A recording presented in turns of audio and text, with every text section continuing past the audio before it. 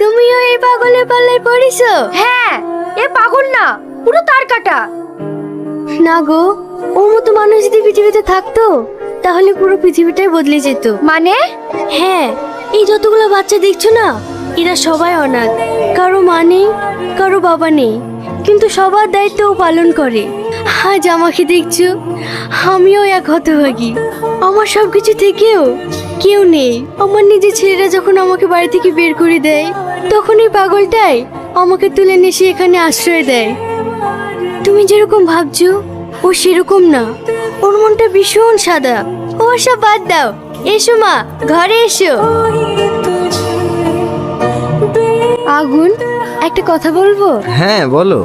একটা বাবা মা তার একটা সন্তানকে মানুষ করতে গিয়েই হিমশিম খেয়ে যায়, আর তুমি এতগুলো বাচ্চাকে একসঙ্গে কিভাবে দেখাশোনা করো? না গো, এদের নিয়ে আমার কোনো অসুবিধা হয় না, কারণ একটা অনাথের কতটা কষ্ট সেটা আমি বুঝি। আমি নিজেও একটা অনাথ। আমি হয়তো তাদের বাপ মায়ের ভালোবাসাটা দিতে পারবো না, কিন্তু কিছুটা হলেও তাদের মুখে হাসি তো ফোটাতে পারছি। এতেই আমি খুশি। এদের নিয়ে আমার দিন কেটে যায়। এরাই আমার পৃথিবী।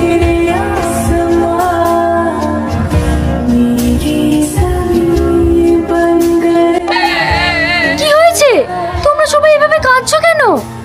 আমার বাবা খুব অসুস্থ। আমার বাবা হসপিটালে ভর্তি আছে। আমার বাবার যদি কিছু হয়ে যায় তাহলে আমাদেরকে কে দেখবে?